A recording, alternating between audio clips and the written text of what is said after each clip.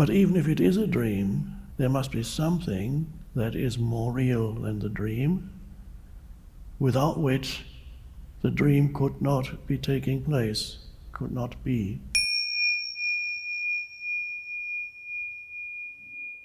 Here we focus on being, because most humans are suffering from a dreadful affliction, which we may call forgetfulness of being. And because there's forgetfulness of being, they are lost in doing. They lose themselves in their doing. Or if they are not doing anything, maybe they're hanging around at street corners, then they are lost in semi-consciousness. They have moving below thinking, or they're trapped in very dysfunctional mind patterns. And even the thinking we could even categorize as that's also a kind of doing. That doing is not just activities that you're engaged in daily life, but underlying this external doing, there's the doing of thinking. The thinking is happening, and that belongs to the realm of doing. Although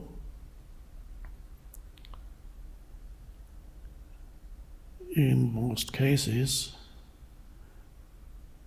it's not you who does the thinking. You are not doing it. It is a doing, but really thinking is something that happens to most people. It's not something they do voluntarily as a choice. So thinking happens to you, one could say. So I sometimes say you don't think, you are being thought. You're being created by the involuntary and compulsive movement of thought that is conditioned by the past. And this involuntary compulsive movement creates a mind-made kind of entity, a sense of self, and this entity is the ego, and for most people that's who they perceive themselves to be.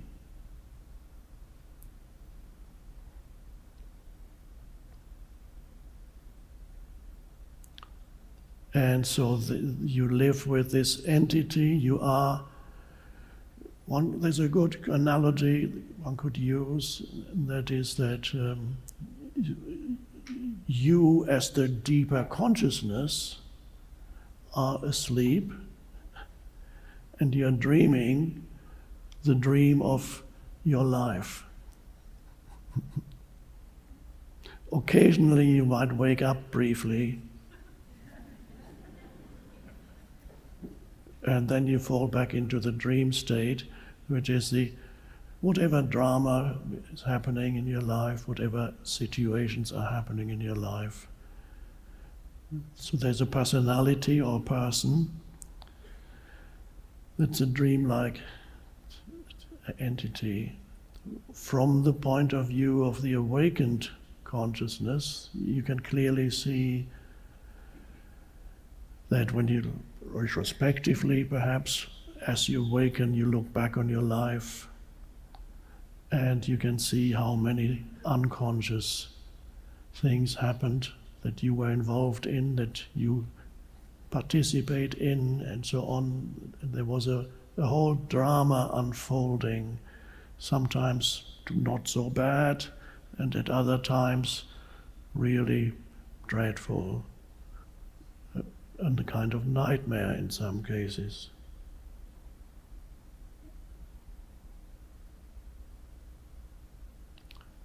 And so if you go back in all traditions, whether you go to Western philosophy or Eastern spiritual traditions, there's often the comparison of unawakened existence with a dream state. Many Western philosophers also have questioned it, and is life a dream?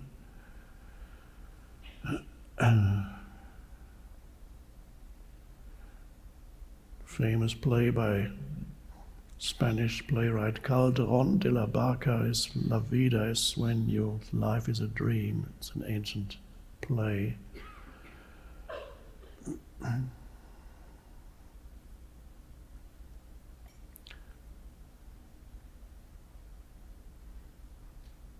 So the extent to which you are still identified with you as a person, you may still be trapped in the dream. It is possible that as you sit here, or wherever you sit, or stand or lie, the awakened being is emerging, has emerged, partially or maybe fully. And so you might be a hybrid between the dream, the dreamt entity, and the one who is doing the dream, which is the consciousness.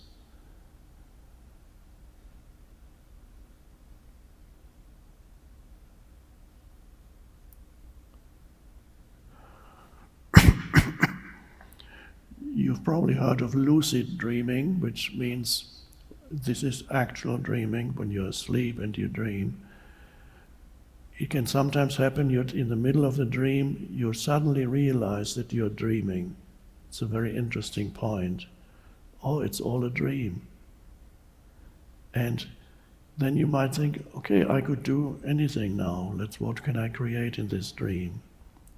In most cases, this doesn't last very long because the state of wakefulness in conventional terms is not really compatible with dreams. So it's very brief. If you become aware in the dream, it's most likely that very quickly you wake up out of the dream, then it's gone. And then you wake up into normal wakefulness, which is another, spiritually speaking, another kind of dream. Now let's assume that right now, this room here, a man speaking, you sitting there with your history, with your person, conditioned, created by your history, and we could perhaps assume, could this be a dream? Could you be dreaming this, where you, in the middle of the dream, you're dreaming of a man who says you may be dreaming? Oh.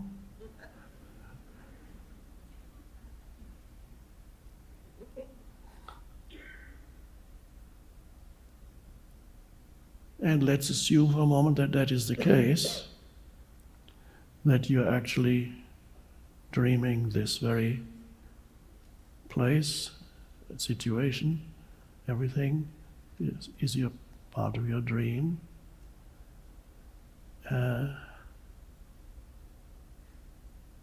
We don't know, it could be the case.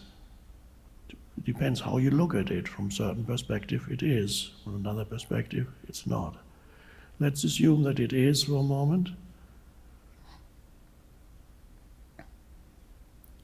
But even if it is a dream, there must be something that is more real than the dream, without which the dream could not be taking place, could not be. And this prerequisite is, of course, there must be a consciousness in which the dream happens. So it becomes of secondary importance whether you're dreaming this moment or not. Even if you are dreaming this moment, there must be an essence within that dream that is real, and that essence is the light of consciousness in which the dream images appear. And that light of consciousness is creating the dream, but the moment you realize that light of consciousness within you, that's the same thing as awakening within the conventional dream, the normal kind of dream that I just talked about, right here and now. Let's assume this is a dream-like thing. In many ways it is, because dreams evaporate very quickly. They come, and then something else happens. After this retreat, you might wake up the morning after and say, did I just dream of this retreat? Or did it actually happen? So let's assume it is, and suddenly you become aware of something within this dream, if that's what it is, of something beyond that, something that transcends the dream, is not separate from it, but without which the dream could not exist, and that is the sense of beingness or presence, of I am, of consciousness, the realization that you are conscious, or rather, that's not, language is very deceptive. The mistakes can easily creep in the moment you verbalize something. When I say you are conscious, it's not quite right. You are consciousness. The essence of who you are is consciousness. If I say you are conscious, and there's two of you, the you and the consciousness. So in the dream, if you suddenly realize that which is beyond the dream, by becoming aware, not becoming aware of something that arises, because everything that arises would be part of the dream, not becoming aware of any new form that arises as a thought or a sensory perception or an emotion, but becoming aware of awareness, which is not something. It's not, you can't say, there it is, I got the awareness, there it is. Oh no, it's over there. I just had it, but it's gone now. So awareness or consciousness cannot become an object of consciousness. Everything else is an object that arises in consciousness. But if you attempt to make consciousness into an object, then you're lost again. You cannot make consciousness into an object, because consciousness is the very thing. If you're looking for, let's say you're looking for yourself beyond the person, where's the real me? Where's the real, I want the being behind the person that I'm looking for it. If you're looking for it, waiting for an experience in which this thing happens, that would be very misleading, because you would be waiting for some experience, fireworks, spiritual fireworks, the ultimate vision, as you see in some ancient paintings of Christian mystics, and they go,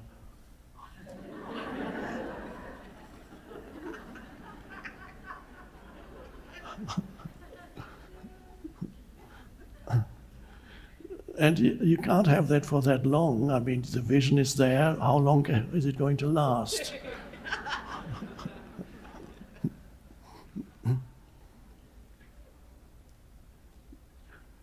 So if you're looking for yourself, in the realm of experience or in the realm of manifestation, phenomena, object of consciousness, you can't find it there because the very thing or no thing that's looking for yourself is you.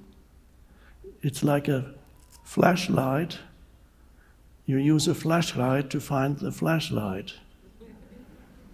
I'm looking for the flashlight.